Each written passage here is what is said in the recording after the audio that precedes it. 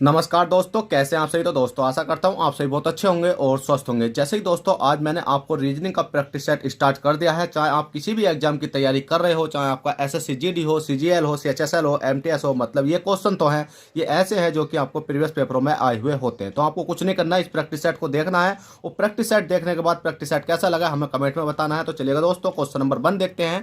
Question number 1 क्या कहता है।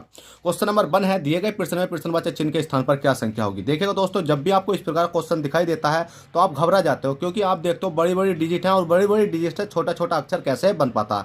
आप देखोगे तो 144 से 169, आप सोचोगे 121 बनाना है या 10 से मतलब 100 और 81 से आपको 64 बनाना है। अब इसी प्रकार से 2 4 से आपको यह छोटी संख्या लानी है। तो आप क्या करते हो कि इस क्वेश्चन का लॉजिक नहीं लगा पाते। तो आपको सबसे पहले तो बता दूं, आपको वर्गमूल और घनमूल याद होने चाहिए, क्योंकि दोस्तों अगर आपको वर्गमूल और घनमूल याद होंगे तो इन क्वेश्चनों को आप विद इन सेकंड कर सकते हो। जैसे कि आप देखोगे तो 144 है, तो आप देखो कितना भी 144 है, तो आप देखो किसका वर्ग होता है ये। तो आप कहोगे भाई 144 तो होता है, 144 तो होता है, ये 12 का वर्ग होता है। कितने का होता है भाई, 12 का क्या होता है भाई, वर्ग होता है। इसी प्रकार से 100 देखोगे तो आप कितना होता है भाई, 100 किसका होता है, 100 होता है आपका 10 का वर्ग। ठीक है, अब आप 100 का वर्ग मतलब 144 12 का हो गया, 10 का वर्ग कितना का हो गया, 100 का हो गया। ठीक है, अगर आप इन दोनों संख्या को देखोगे 10 और 12 के बीच में जब इनका डिफरेंस देखोगे, 10 और 12 का मतलब स्क्वायर हटा दो और 10 और 12 के बीच में जब डिफरेंस देखो तो कितना बचेगा भाई, 2 बचेगा। और 2 कौन सा भाई, ये वाला है और ये आपका आ चुका है। ये लॉजिक आपको पता नहीं होगा, आप सीख लो अच्छे तरीके से। उसी प्रकार से 169 किसका होता है भाई, 13 का होता है। आप देखोगे तो 169 तो होता है, वो किसका होता है भाई, 13 का होता है। किसका होता है भाई, 13 का होता है। 81 किसका होता है, देखो 81 तो आपको सिंपली याद होगा किसका होता है भाई, 9 का होता है। ठीक है, किसका होता है भाई, 9 का होता है। अब 9 का मैंने स्क्वायर कर दिया। अब 13 में से 9 घटाऊंगा तो कितना बचेगा, जल्दी से बताओ। 13 में से 9 घटाऊंगा तो 9 10 11 12 13 कितना बचेगा भाई। इन तीनों का अगर हम इन दोनों 13 और 9 का डिफरेंस देखेंगे तो कितना बचेगा, 4 बचेगा। और 4 हमारा यहाँ पर आ चुका। जब आपको ये लॉजिक मिल गया, ये लॉजिक मिल गया, तो इसको तो आप बहुत आसानी से कर सकते हो। कैसे, 121 देखते हैं।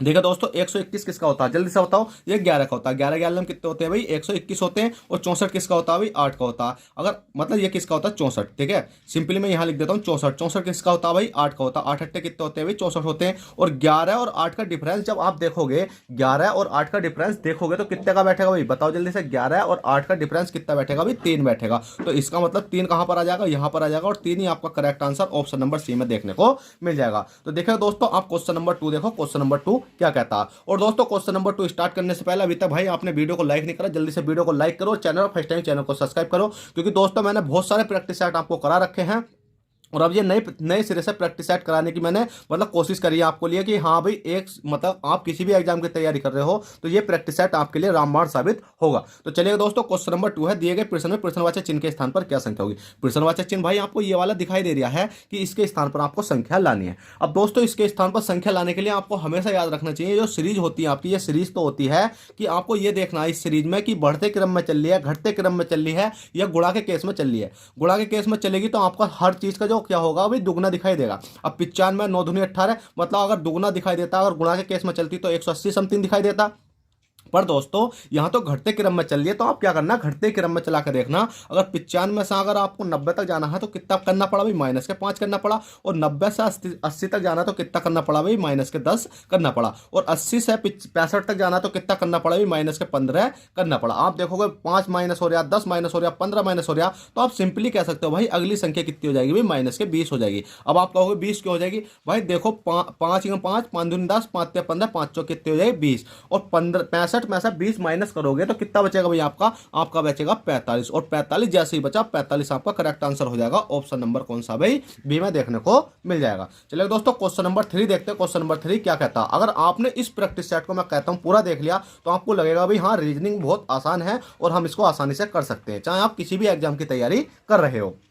अब देखिए दोस्तों, दिए गए प्रश्न में विषम संख्या होगी। अब विषम संख्या आपको इस वाले क्वेश्चन में ढूंढनी है। अब इस क्वेश्चन में विषम संख्या ढूंढने के लिए आपको ये देखना होगा कि ये वाली जो संख्या, पहले मैंने क्या करता था, मैं अल्फा मतलब जो नंबर वाली संख्या दे देता, जैसे कि यहाँ 2 4 6 8 5 6 3 2 इस प्रकार से। अब मैंने क्या करा, अल्फाबेट वाली आपको संख्या देनी शुरू कर दी, क्योंकि दोस्तों मैं हर चीज आपको सिखाना चाहता हूँ। तो इसके लिए आप जल्दी से लाइक करो यार, चैनल को सब्सक्राइब करो, छोटा भाई हो यार, इतनी सपोर्ट तो कर ही सकते हो। और क्वेश्चन नंबर 3 देखो। अब दोस्तों इसको करने के लिए आपको ये देखना होगा, एफ है, ई है, डी है और क्या है भाई, सी है। अब इनके बीच में अंतर देखो, एफ से ई तक जाना, ई से डी तक जाना, डी से सी तक जाना। अब इनके बीच में अगर आप अंतर देखोगे तो सी डी ई एफ, तो आप अगर इधर से इधर चलोगे तो आपको प्लस में दिखाई देगा, अगर ऐप से ई तक जाने के लिए क्या करना पड़ेगा, वही माइनस के बंद करना पड़ेगा, ई से डी तक माइनस के बंद करना पड़ेगा, डी से सी तक माइनस के बंद करना पड़ेगा। अगर इधर से देखो तो प्लस बन हो रहा, पर भाई इधर से जाना हमें तो माइनस के बंद हो रहा है। उसी प्रकार से आप अगली संख्या आपकी कौन सी है भाई, जेड है, जेड के बाद बाई है, बाई के बाद डब्लू है, डब्लू के बाद एक्स है। अब इसमें भी देख लेते हैं हम, इसमें क्या लॉजिक लग रहा।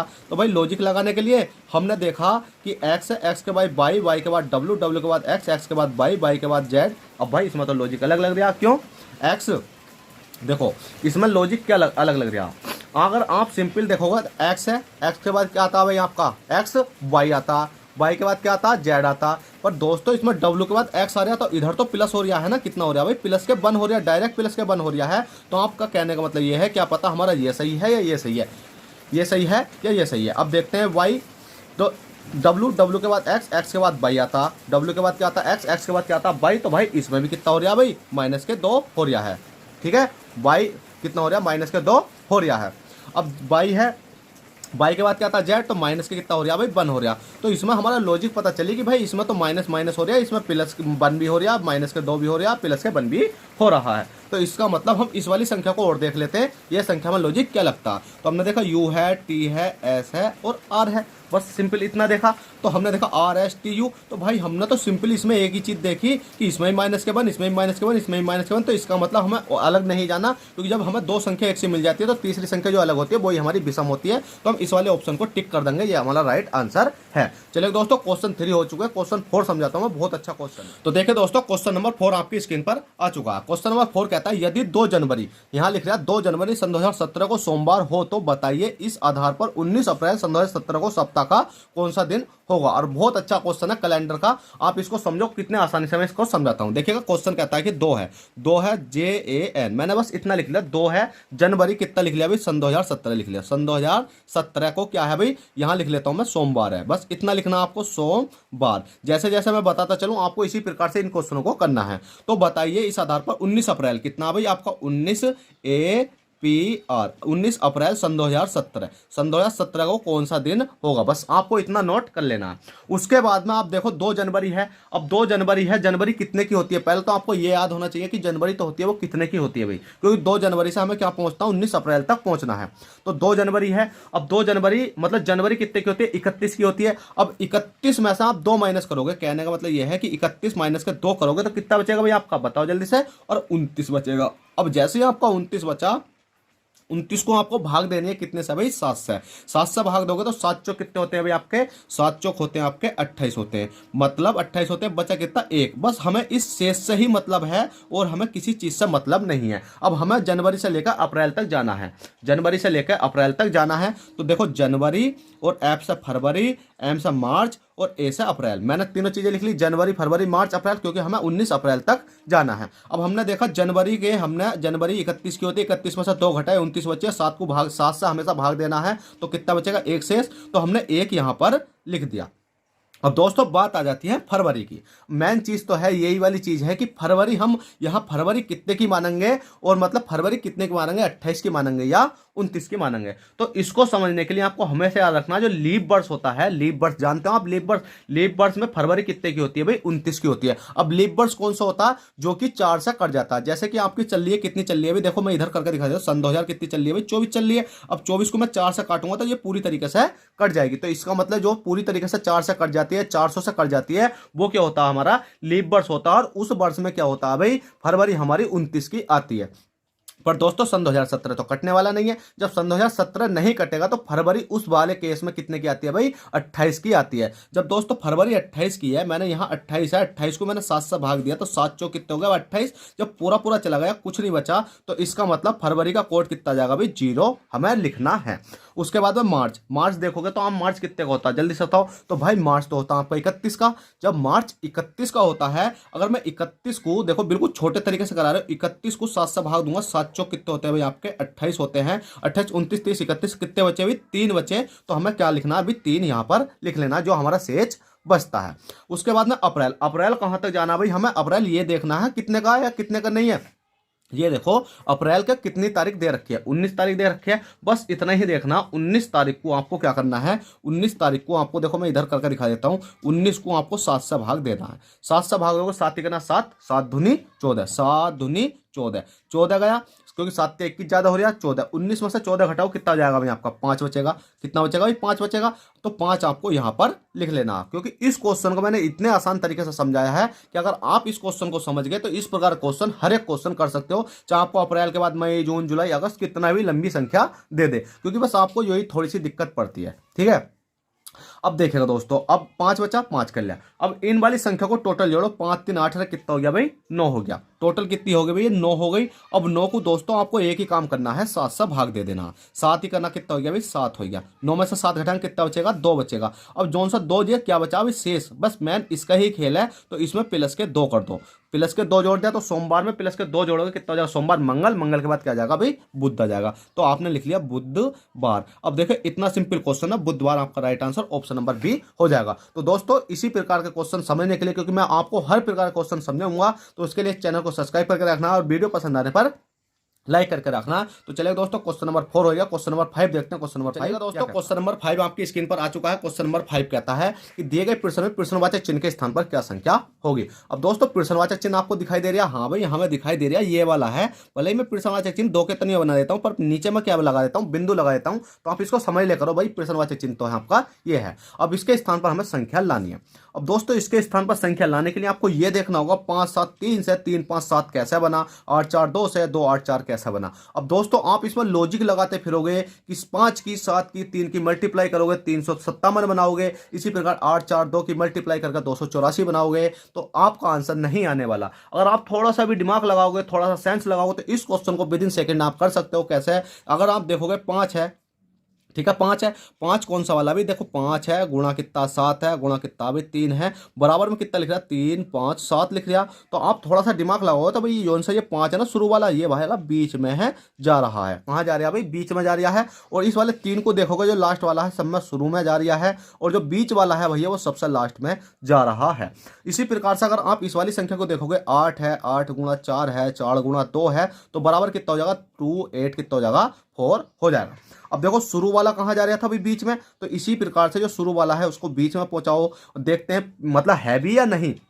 ऐसा होता पहले में तो लॉजिक लग जाता, दूसरे में नहीं लग पाता। तो कहाँ को पहला वाला कहाँ पहुंच गया बीच में, और सबसे लास्ट वाला कहाँ भाई सबसे शुरू में है, और सबसे बीच वाला तो अब वो सबसे लास्ट में है। तो अब इस क्वेश्चन को तो हम आसानी से बना सकते हैं। कैसे, देखो 6 हो गया, 6 मल्टीप्लाई 1 हो गया, 1 मल्टीप्लाई 8 हो गया, बराबर में कितना हो जाएगा। अब सबसे पहले तो ये देख रहा हमें सब शुरू वाला था, सबसे शुरू वाला कौन सा, सबसे शुरू वाला बीच में था, तो ये इस वाले 6 को कहाँ रख देंगे हम, 6 यहाँ पर रख देंगे।